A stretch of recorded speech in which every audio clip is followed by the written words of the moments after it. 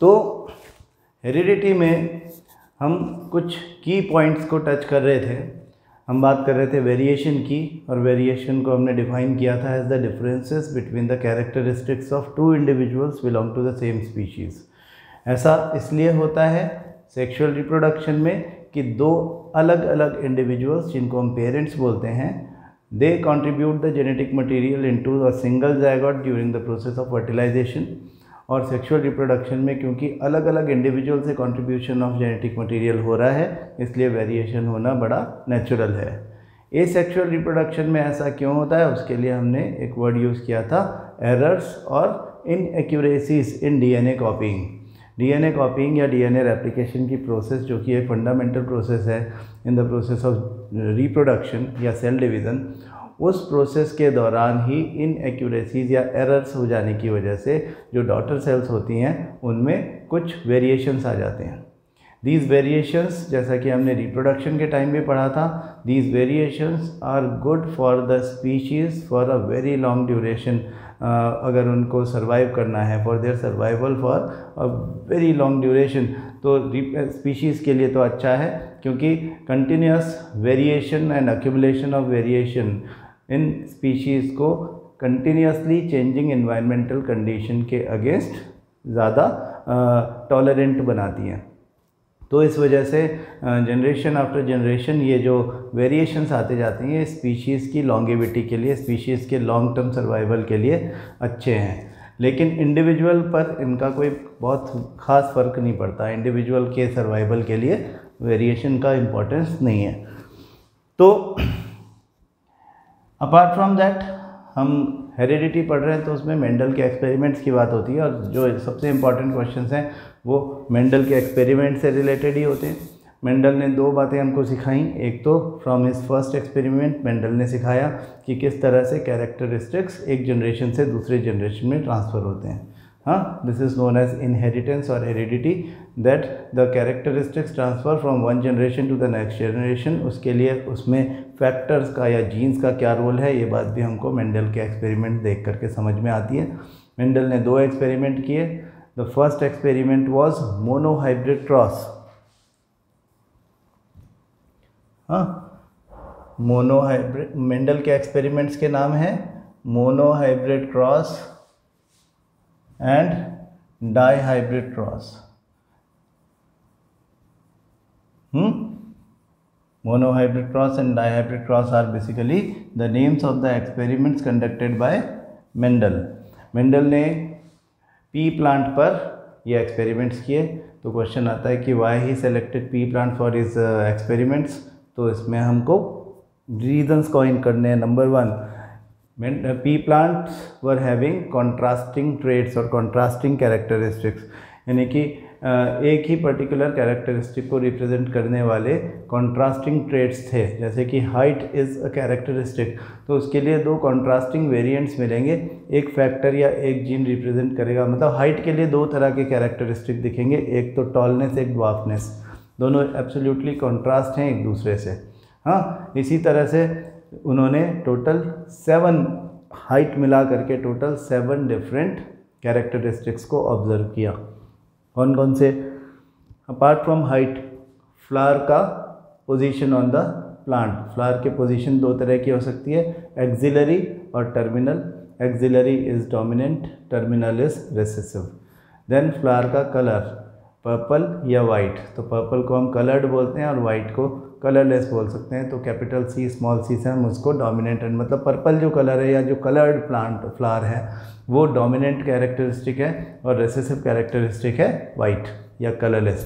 फिर उसके बाद हम बात करते हैं सीड की। तो सीड का टेक्सचर एक और कैरेक्टरिस्टिक है जिसमें दो तरह के वेरिएंट्स हमको मिलते हैं। एक तो राउंड सीड जो कि डोमिनेंट है, दूसरा रिंकल्ड जो कि रिसेसिव है। Seed colour yellow dominant, green recessive. Then pod shape inflated dominant and constricted recessive, and pod color green dominant and yellow recessive। इस तरह से 7 कैरेक्टरिस्टिक्स पर अलग अलग उन्होंने मोनोहाइब्रिड क्रॉस किया। तो पहला रीज़न ये था पी प्लांट को लेने का कि उनके कॉन्ट्रास्टिंग ट्रेट्स होते हैं। कॉन्ट्रास्टिंग ट्रेट्स होने से फ़ायदा कि ऑब्जर्वेशन आसान हो जाती है। It is very easy to observe from the colour, from the position of the flower और from the shape of the seed और from the shape of the pod. हमको ये बड़ा जल्दी से पता चल जाता है कि जितना टोटल प्लांट्स हमें मिले हैं उन टोटल प्लांट्स में से कितने प्लांट्स एक पर्टिकुलर कैरेक्टरिस्टिक को रिप्रेजेंट कर रहे हैं, उनका फिनोटिपिक यानी उनका फिजिकल अपीयरेंस किस तरह से दिखाई दे रहा है। मोनोहाइब्रिड क्रॉस में एक ही कैरेक्टरिस्टिक के बारे में बात होती है, तो उस समय हम ये सब बातें ये करते हैं कि कॉन्ट्रास्टिंग ट्रेट्स जो हैं वो हमको बहुत हेल्प करते हैं पहचानने के लिए। हमने कहा मोनोहाइब्रिड क्रॉस में 3:1 का फिनोटिपिक रेशियो है, तो 3:1 देख करके पता चल जाएगा। 75% प्लांट्स अगर दिख रहे हैं कि पर्पल है तो हमें पता चल जाएगा कि ये डोमिनेंट ट्रेट है। ठीक है, फिर दूसरा रीज़न था पी प्लांट को सिलेक्ट करने का कि जो पी प्लांट्स होते हैं उनका मैच्योरिटी ड्यूरेशन छोटा होता है, शॉर्ट मैच्योरिटी ड्यूरेशन। इससे वो जल्दी से प्रिपेयर हो जाते हैं, कम टाइम में प्रिपेयर हो जाते हैं और multiple times in a year experiment किया जा सकता है ना। प्लांट रातों रात तो बड़ा होगा नहीं, उसको कुछ टाइम लगेगा। तो as compare to other options available, pea plant was comparatively having short maturity duration. इससे फ़ायदा क्या हुआ कि क्विक रिजल्ट्स आते हैं। पहले वाले का फ़ायदा था ऑब्जर्वेशन जो है वो आसान हो जाता है, easy to observe, easy observation. हाँ, यहाँ पे हो गया कि क्विक रिजल्ट्स आ जाते हैं। And number 3, bisexual flower. Bisexual flower मतलब एक ही फ्लावर में मेल और फीमेल दोनों जेंडर होना।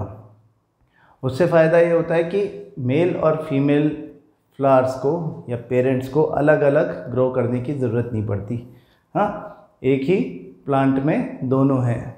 जिसे मेल बनाना है मेल बना दो, उस फ्लावर का फीमेल पार्ट कट कर दो, और अगर फीमेल बनाना है मेल पार्ट्स यानी उसके स्टैमेन कट कर दो। तो इस तरह से मेल फीमेल प्लांट्स बिना अलग से ग्रो किए बनाए जा सकते हैं। ये भी टाइम और एनर्जी, कई सारा एफर्ट बचाता है। ये इंपॉर्टेंट क्वेश्चन है, इसके बारे में बात करेंगे। Monohybrid cross the type of cross in which the type of experiment in which Mendel observed only one characteristic at a time.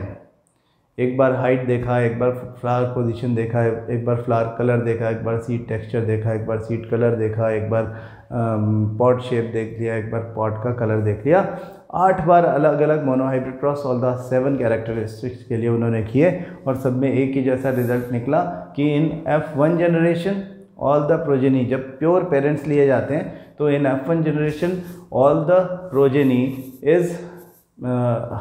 Is dominant and hybrid. हाँ, सारे मिलते तो डोमिनेंट जैसे हैं, लेकिन जीनोटिपिकली वो हाइब्रिड होते हैं। इन F2 जनरेशन 3:1 की रेशियो में मिलते हैं।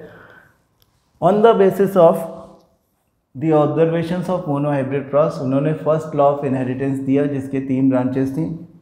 एक को बोला law of segregation, at the time of gametogenesis the factors और genes get segregated from each other. हाँ, number 2 law of purity of gametes, the gametes are always pure. एक गैमेट में एक बार में एक ही जीन जा सकता है, तो gametes are always pure, law of purity of gametes. And number 3 law of dominance, F1 generation में अगर सारे के सारे हाइब्रिड या हीट्रोजाइगस प्लांट्स मिलते हैं तो उन हीट्रोजाइगस प्लांट्स में से जो मिले हैं हमको, उन में से एक भी ऐसा नहीं है सारे हीट्रोजाइगस, लेकिन एक भी ऐसा नहीं है जो रेसेसिव कैरेक्टरिस्टिक्स शो करता हो। इसका मतलब ये हो गया कि अगर वो रेसेसिव कैरेक्टरिस्टिक शो ही नहीं कर रहा, तो इसका सीधा सा मतलब ये है कि डोमिनेंट है दोनों में से एक। मतलब कि एक जो फैक्टर है जो एक पर्टिकुलर कैरेक्टरिस्टिक को रिप्रेजेंट कर रहा है, वो एक हीट्रोजाइगस कॉम्बिनेशन में अपने आप को एक्सप्रेस नहीं कर पाएगा, उसको रेसेसिव बोलते हैं। जो अपने आप को F1 generation of monohybrid cross express कर लेता है उसको डोमिनेंट बोलते हैं। तो लॉ ऑफ डोमिनेंस भी यहाँ से ही आता है। The purpose of conducting dihybrid cross was to show the interdependence of 2 different factors representing 2 different characteristics. हाँ, क्या एक कैरेक्टरिस्टिक जो कि शेप या टेक्सचर ऑफ द सीड को रिप्रेजेंट करता है, एक फैक्टर जो कि शेप ऑफ द सीड को रिप्रेजेंट करता है, वो किसी भी तरह से at the time of its expression during inheritance, क्या वो किसी भी तरह से किसी दूसरे फैक्टर को अफेक्ट कर, किसी दूसरे कैरेक्टरिस्टिक को अफेक्ट करने वाले या लेकर के चलने वाले फैक्टर से अफेक्टेड होता है? ये देखने के लिए उन्होंने ये क्रॉस किया। और इसमें उन्होंने सीड शेप और सीड कलर लेकर के, जो कि बहुत क्लोज कैरेक्टरिस्टिक्स हैं, उन्हें लेकर के और उनके प्योर पेरेंट्स लिए round yellow and wrinkled green. और फिर उसके बाद इनसे जब उन्होंने प्योर पेरेंट्स से F1 जनरेशन ऑब्टेन की तो ये भी सारे राउंड येलो यानी डोमिनेंट प्लांट्स थे, लेकिन मतलब डोमिनेंट कैरेक्टरिस्टिक वाले प्लांट्स थे। और इन राउंड येलो में सब में राउंड भी हाइब्रिड था और रिंकल्ड भी हाइब्रिड था। तो इस तरह से F1 जो मिली उनकी सेल्फिंग करा करके F2 ऑब्टेन करने पर एक फिनोटिपिक रेशियो मिला 9:3:3:1, दैट इज डाईहाइब्रिड क्रॉस का फिनोटिपिक रेशियो 9:3:3:1, जिसमें जो 9 है वो राउंड येलो है, जो 3 मिले हैं आउट ऑफ 16 वो राउंड ग्रीन है, और जो 3 मिले हैं वो रिंकल्ड येलो है, और जो एक ही मिला है वो रिंकल्ड ग्रीन मिला है। हाँ, इस तरह से 9:3:3:1 का फिनोटिपिक रेशियो हमको मिल जाता है। इससे क्या पता चला? इससे ये पता चला कि जो राउंड है वो येलो और ग्रीन दोनों हो सकता है, जो येलो है वो राउंड और रिंकल्ड दोनों हो सकता है, जो रिंकल्ड है वो भी येलो भी हो सकता है, ग्रीन भी हो सकता है, और जो रिंकल्ड है वो राउंड भी हो सकता है, और जो ग्रीन है वो राउंड भी हो सकता है और रिंकल्ड भी हो सकता है। तो ये कोई भी कुछ भी हो सकता है। इससे एक लॉ निकल के आता है जिसे हम सेकेंड लॉ ऑफ इनहेरिटेंस या लॉ ऑफ इंडिपेंडेंट असॉर्टमेंट बोलते हैं। असॉर्टमेंट का मतलब कंबाइन होना, कॉम्बिनेशन।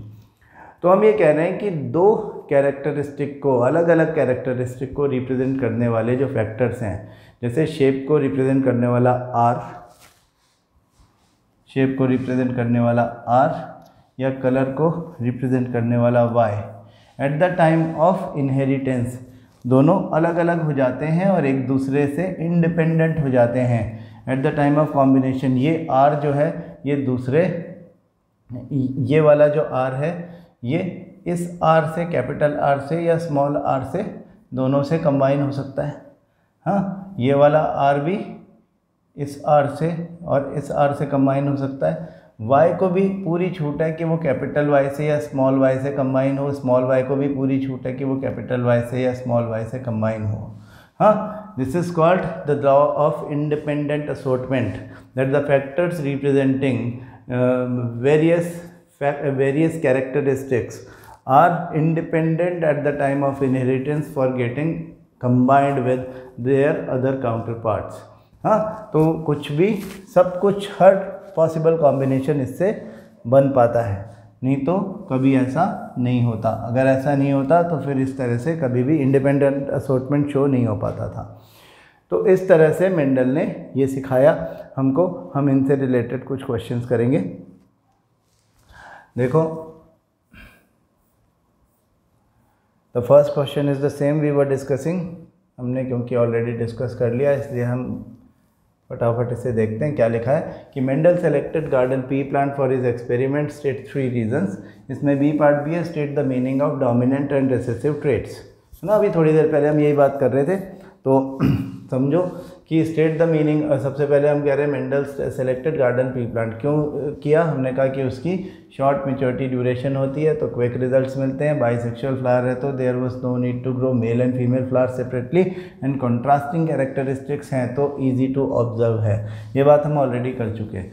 डोमिनेंट कौन है? डोमिनेंट फैक्टर और dominant genes are those which express themselves even in the presence of other contrasting gene or allele, while the recessive gene is the one which cannot express itself in the presence of other contrasting gene or allele. It can express itself in the homogeneous combination. हो गई बात? फिर देखो, simple question, define heredity.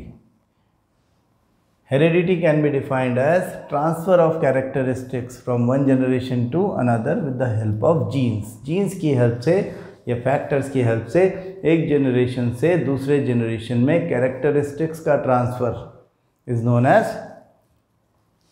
known as heredity. इसको हम inheritance भी कहते हैं। अगर आपसे इनहेरिटेंस पूछ लिया जाए तो भी आप यही जवाब दोगे। फिर देखो B, inherited traits are those which are associated to gene. हमसे क्वेश्चन पूछा, right down difference between inherited and acquired traits. तो इनहेरिटेड मतलब जो हेरिडिटी के थ्रू एक जनरेशन से दूसरी जनरेशन में जा सकते हैं, इसलिए जा सकते हैं क्योंकि they are linked to gene. Gene linked characteristics are always inherited to the next generation, and the characteristics which are not gene linked they cannot transfer to the next generation, है ना। वो जो characteristics हैं वो gene linked नहीं हैं। तो inherited traits are those which are associated to gene and can be transferred to the next generation, while acquired traits are those morphological changes which are obtained by an individual after taking birth। पैदा होने के बाद जो characteristic obtain किए गए वो characteristics जो है वो acquired traits हैं। These characteristics are not gene linked, so cannot be transferred to the next generation।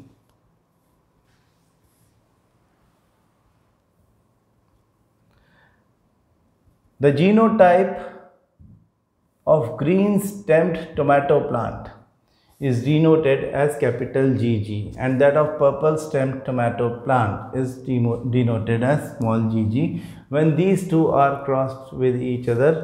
A, what color of stem is observed in F1 generation। अब हम ये मान लेते हैं कि कैपिटल GG दिखाया हुआ है तो ग्रीन स्टेम्ड टोमेटो डोमिनेंट है, एंड स्मॉल GG दिखाया है इसलिए जो पर्पल स्टेम्ड है वो रिसेसिव है। तो F1 जनरेशन में तो सारे डोमिनेंट होते हैं और हाइब्रिड होते हैं, यानी कि capital G small g type का कॉम्बिनेशन हमको मिलने वाला है। तो हम कहते हैं कि F1 जनरेशन में सारे के सारे ग्रीन स्टेम्ड टोमेटो मिलेंगे। फिर give the percentage of purple stemmed plant in F2 generation if self cross. अगर सेल्फ क्रॉस कराया जाएगा F2 जनरेशन को ऑब्टेन करने के लिए, तो ये मोनोहाइब्रिड क्रॉस को मॉडिफाई करके पूछा गया है। तो F2 जनरेशन में जो पर्पल यानी रिसेसिव कलर मिलेगा वो 25% मिलेगा। तो our answer should be 25%। Then in what ratio you would find GG, capital GG and small GG in F2 generation. तो यहाँ पे आपका आंसर होना चाहिए 1:1, क्योंकि ये जीनोटाइप पूछ रहा है। कैपिटल GG 25%, स्मॉल GG 25%, बाकी का जो 50% है बीच में वो कैपिटल G स्मॉल g यानी हीट्रोजाइगस कॉम्बिनेशन होता है। देखने में तो ग्रीन लगेगा लेकिन होगा हीट्रोजाइगस। तो इन F2 generation when F1 plants are self-crossed we get dominant and recessive characteristics in 3:1 ratio. That means the purple stem plant will be 25% of the total progeny।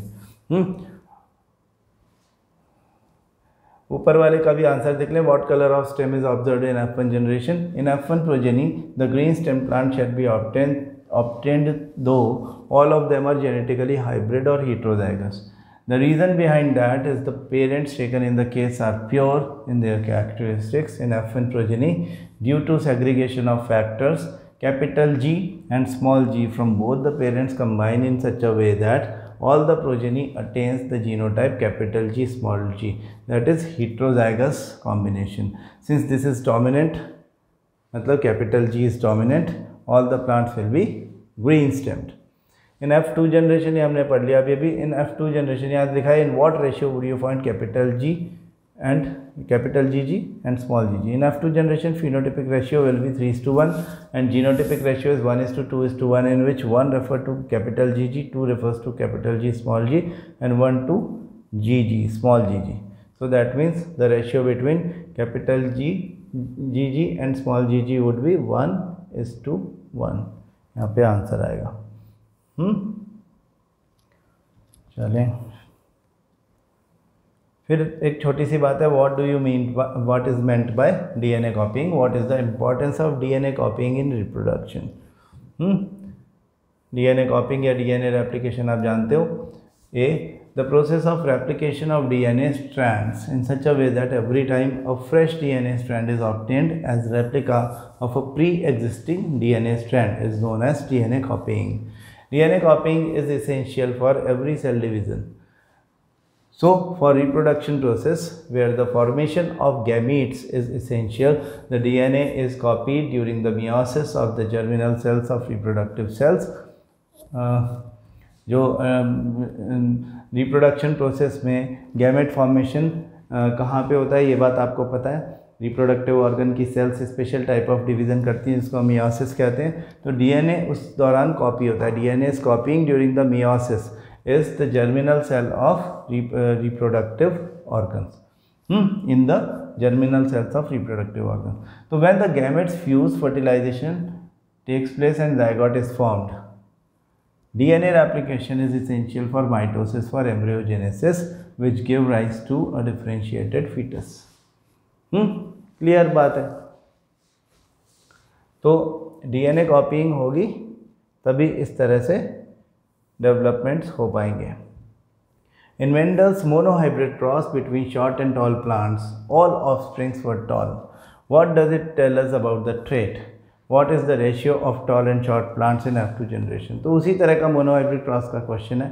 ये कहते हैं कि मोनोहाइब्रिड क्रॉस में Mendel's monohybrid cross short and tall plants के बीच में हुआ है, लेकिन F1 जनरेशन में सारे प्लांट्स टॉल मिले। तो उस कैरेक्टरिस्टिक के बारे में हमारा ऑब्जर्वेशन या कंक्लूजन क्या होना चाहिए? We say that obtaining all the tall plants in F1 generation, it tells us about the gene of tall dominant over plant is dominant over the gene of dwarfness.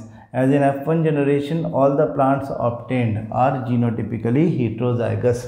हाँ, तो ये heterozygous है, इसलिए अगर सब टॉल दिख रहे हैं, इसलिए जो जीन है जो टॉलनेस को रिप्रेजेंट करता है वो डोमिनेंट है, जीन जो ड्वार्फनेस को रिप्रेजेंट करता है वो रिसेसिव है। So only the dominant trait expresses itself. Phenotype 3:1, genotype 1:2:1, ये आपको पता ही है। तो ये क्वेश्चंस आप आज तैयार कर लें, कल कुछ और क्वेश्चंस की बात करेंगे। और आपको मैसेज मिल ही गया होगा, संडे यू हैव टेस्ट। ठीक है, जो लोग लोकल हैं मतलब इंस्टीट्यूट के आसपास के एरियाज़ में रहते हैं और ऑनलाइन दे रहे हैं, उनको भी ऑफलाइन एग्ज़ाम देने आना है। ठीक है, आपका जो मॉक टेस्ट है वो फुल सिलेबस मॉक है टर्म 2 के लिए। इसमें हमारा सारा सिलेबस कवर होगा। और जो लोग जयपुर से बाहर हैं उनको छोड़ करके किसी को भी ऑनलाइन क्लास एंटरटेन नहीं करेगी। ये आपकी चॉइस है, आपने एग्ज़ाम देना है या नहीं देना। ऑनलाइन मैं आप लोगों का चेक नहीं करूँगा। I want to see how you write in the answer sheet. तो आपको आना है, ठीक है, ये बात का ध्यान रखें। Thank you.